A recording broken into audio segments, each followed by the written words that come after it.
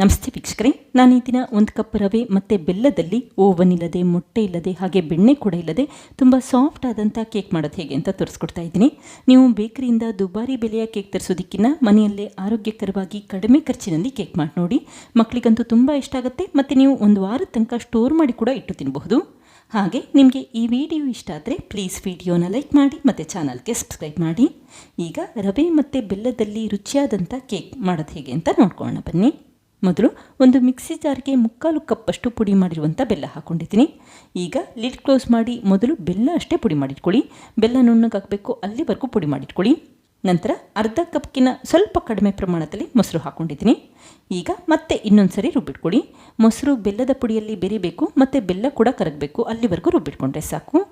ಈಗ ರುಬ್ಬಿರುವಂಥ ಮಿಶ್ರಣನ ಶೋಧಿಸ್ಕೊಳ್ತಾ ಇದ್ದೀನಿ. ಈ ರೀತಿ ಶೋಧಿಸೋದ್ರಿಂದ ಬೆಲ್ಲದಲ್ಲಿ ಧೂಳಿನಂಶ ಅಥವಾ ಮಣ್ಣಿನಂಶ ಇದ್ದರೆ ಅದೆಲ್ಲ ಹೊಟ್ಟೋಗುತ್ತೆ.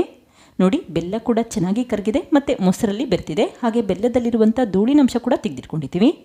ಈಗ ಈ ಮಿಶ್ರಣಕ್ಕೆ 3 ಟೇಬಲ್ ಸ್ಪೂನಷ್ಟು ಸೂರ್ಯಕಾಂತಿ ಎಣ್ಣೆ ಹಾಕ್ಕೊಳ್ತಾ ಇದ್ದೀನಿ. ಸೂರ್ಯಕಾಂತಿ ಎಣ್ಣೆ ಇಲ್ಲ ಅಂತಂದರೆ ಮನೆಯಲ್ಲಿ ಯಾವ ರೀತಿ ಎಣ್ಣೆ ಇರುತ್ತೆ ಅದನ್ನೇ ಉಪಯೋಗಿಸಬಹುದು. ಎಳ್ಳೆಣ್ಣೆ ಮತ್ತು ತೆಂಗಿನ ಎಣ್ಣೆ ಉಪಯೋಗಿಸೋದು ಬೇಡ ಅಷ್ಟೇ. ನಂತರ 2 ಟೇಬಲ್ ಸ್ಪೂನಷ್ಟು ತುಪ್ಪ ಹಾಕಿ ಮಿಕ್ಸ್ ಮಾಡ್ಕೊಳ್ತಾ ಇದ್ದೀನಿ. ತುಪ್ಪ ಹಾಕಿದ್ರೆ, ಮೊಟ್ಟೆ ಹಾಕಿದ್ರೆ ಯಾವ ರೀತಿ ಕೇಕ್ ಸಾಫ್ಟಾಗಿ ಬರುತ್ತೆ ಅದೇ ರೀತಿ ತುಂಬಾ ಸಾಫ್ಟ್ ಆಗುತ್ತೆ ಮತ್ತು ಕೇಕ್ ಕೂಡ ಇನ್ನೂ ರುಚಿಯಾಗಿರುತ್ತೆ. ಈಗ 1 ಕಪ್ಪಷ್ಟು ಸಣ್ಣ ರವೆ ಅಥವಾ ಚಿರೋಟಿ ರವೆ ಹಾಕ್ಕೊಳ್ತಾ ಇದ್ದೀನಿ.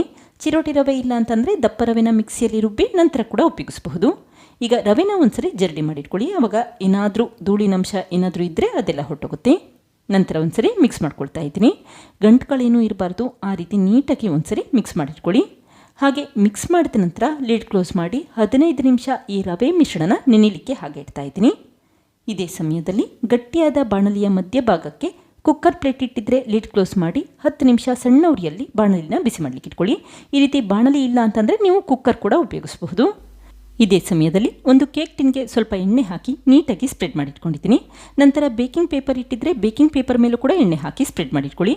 ಈ ರೀತಿ ಟಿನ್ ಇಲ್ಲ ಅಂತಂದರೆ ಅಲ್ಯೂಮಿನಿಯಂ ಪಾತ್ರೆ ಉಪಯೋಗಿಸಬಹುದು, ಅಥವಾ ಬೇಕಿಂಗ್ ಪೇಪರ್ ಇಲ್ಲ ಅಂತಂದರೆ ಟಿನ್ ಸುತ್ತ ಸ್ವಲ್ಪ ಮೈದಾ ಹಿಟ್ಟಿನಲ್ಲಿ ಸ್ಪ್ರಿಂಕಲ್ ಮಾಡ್ಕೊಳ್ಳಿ. ಈಗ ನೋಡಿ, 15 ನಿಮಿಷ ಆಗಿದೆ.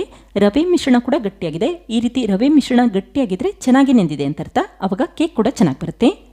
ಈಗ ಒಂದು ಜರಡಿ ಇಟ್ಟಿದ್ರೆ ಅರ್ಧ ಕಪ್ಪಷ್ಟು ಗೋಧಿ ಹಿಟ್ಟು ಹಾಕ್ಕೊಳ್ತಾ ಇದ್ದೀನಿ.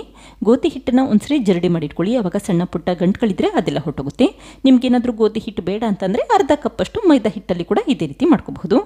ಈಗ ನೀಟಾಗಿ ಮಿಕ್ಸ್ ಮಾಡಿಟ್ಕೊಳ್ಳಿ. ಗೋಧಿ ಹಿಟ್ಟು ಮತ್ತು ರವೆ ಮಿಶ್ರಣ ಚೆನ್ನಾಗಿ ಬೆರಿಬೇಕು. ಹಾಗೆ ಮಿಶ್ರಣದಲ್ಲಿ ಗಂಟುಗಳಿರಬಾರ್ದು, ಆ ರೀತಿ ಮಿಕ್ಸ್ ಮಾಡಿಟ್ಕೊಳ್ಳಿ. ನಂತರ 1/4 ಕಪ್ಪಷ್ಟು ಬಿಸಿ ಮಾಡಿ ತಣ್ಣಗಿರುವಂಥ ಹಾಲನ್ನು ಹಾಕ್ಕೊಳ್ತಾ ಇದ್ದೀನಿ. ಹಾಲು ಹಾಕಬೇಕಾದ್ರೆ ಒಟ್ಟಿಗೆ ಹಾಕ್ಲಿಕ್ಕೆ ಹೋಗಬೇಡಿ, ಸ್ವಲ್ಪ ಸ್ವಲ್ಪನೇ ಹಾಲನ್ನು ಹಾಕಿ ನಿಧಾನಕ್ಕೆ ಮಿಕ್ಸ್ ಮಾಡಿಟ್ಕೊಳ್ಳಿ. ಒಟ್ಟು ನಾನಿಲ್ಲಿ ಅರ್ಧ ಕಪ್ಗಿನ ಸ್ವಲ್ಪ ಕಡಿಮೆ ಪ್ರಮಾಣದಲ್ಲಿ ಮೊಸರು ತೊಗೊಂಡಿದ್ರೆ ಈ ರೀತಿ 1/4 ಕಪ್ಪಷ್ಟು ಹಾಲನ್ನು ಉಪಯೋಗಿಸ್ಕೊಂಡಿದ್ದೀನಿ. ಈಗ ಉಳಿದಿರುವಂಥ ಹಾಲನ್ನು ಹಾಕಿ ಮಿಕ್ಸ್ ಮಾಡ್ಕೊಳ್ತಾ ಇದ್ದೀನಿ. ನೀವು ಇಡ್ಲಿ ಹಿಟ್ಟು ಅಥವಾ ದೋಸೆ ಹಿಟ್ಟನ್ನು ಯಾವ ರೀತಿ ಮಾಡ್ತೀರಾ ಆ ಕನ್ಸಿಸ್ಟೆನ್ಸಿಯಲ್ಲಿ ಕೇಕ್ ಬ್ಯಾಟರ್ನು ಕೂಡ ಮಾಡಿಟ್ಕೊಳ್ಳಿ. ತುಂಬ ತೆಳುವಾಗಿರಬಾರ್ದು ಮತ್ತು ತುಂಬ ಕೂಡ ಗಟ್ಟಿಯಾಗಿರಬಾರ್ದು.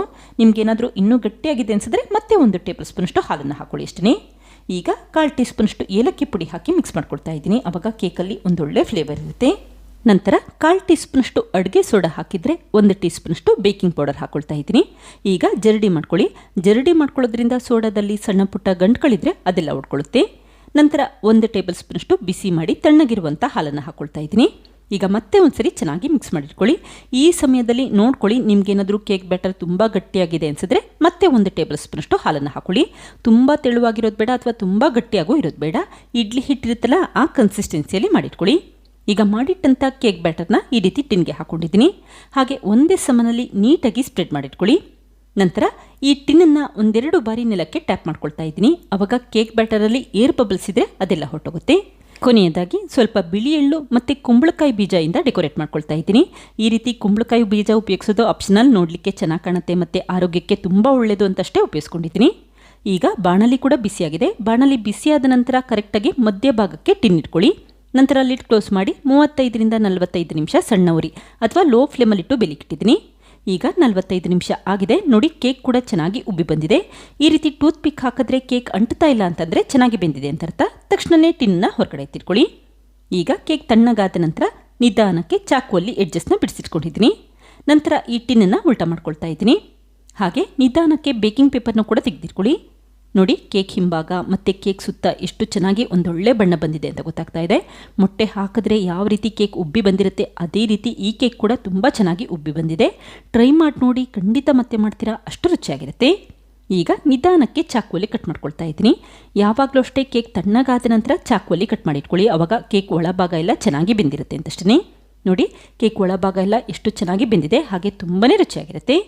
ಇದೇ ರೀತಿ ಉಳಿದಿರುವಂಥ ಕೇಕ್ನು ಕೂಡ ಕಟ್ ಮಾಡ್ಕೊಳ್ತಾ ಇದ್ದೀನಿ. ಹಾಗೆ ಈ ಕೇಕ್ ಪೀಸಸ್ಗಳನ್ನ ನೀವು ಸ್ಟೋರ್ ಮಾಡಿ ಕೂಡ ಇಡಬಹುದು.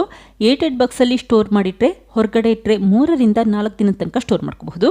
ಫ್ರಿಜ್ಜಲ್ಲಿ ಇಟ್ಟರೆ 1 ವಾರದ ತನಕ ಸ್ಟೋರ್ ಮಾಡ್ಕೋಬಹುದು. ಈಗ ಈ ಕಟ್ ಮಾಡಿರುವಂಥ ಕೇಕ್ ಪೀಸಸ್ಗಳನ್ನ ಮತ್ತೊಂದು ಪ್ಲೇಟ್ಗೆ ಜೋಡಿಸ್ಕೊಳ್ತಾ ಇದ್ದೀನಿ. ನೋಡಿ, ನೀವು ಬೇಕರಿಯಿಂದ ಮೈದಾ ಹಿಟ್ಟಿನ ಕೇಕ್ ತರಿಸೋದಕ್ಕಿಂತ ಮನೆಯಲ್ಲಿ ಆರೋಗ್ಯಕರವಾಗಿ ಈ ರೀತಿ ರವೆ, ಗೋಧಿ ಹಿಟ್ಟು ಮತ್ತು ಬೆಲ್ಲದಲ್ಲಿ ಕೇಕ್ ಮಾಡಿ ನೋಡಿ. ಕೇಕ್ ಅಂತೂ ತುಂಬ ರುಚಿಯಾಗಿರುತ್ತೆ ಮತ್ತು ಸಾಫ್ಟಾಗೂ ಕೂಡ ಇರುತ್ತೆ. ನೋಡಿದ್ರಲ್ಲ ಫ್ರೆಂಡ್ಸ್, ಎಷ್ಟು ಸುಲಭವಾಗಿ 1 ಕಪ್ ರವೆ ಮತ್ತು ಬೆಲ್ಲದಲ್ಲಿ ಆರೋಗ್ಯಕರವಾದಂಥ ಕೇಕ್ ಯಾವ ರೀತಿ ಮಾಡಿದೆ ಅಂತ ಗೊತ್ತಾಯ್ತಲ್ವಾ? ನೀವು ಕೂಡ ಟ್ರೈ ಮಾಡಿ ನೋಡಿ, ಮಕ್ಕಳಿಗಂತೂ ತುಂಬ ಇಷ್ಟ ಆಗುತ್ತೆ. Thank you. ಲೈಕ್ ಮಾಡಿ ಮತ್ತು ಸಬ್ಸ್ಕ್ರೈಬ್ ಮಾಡಿ.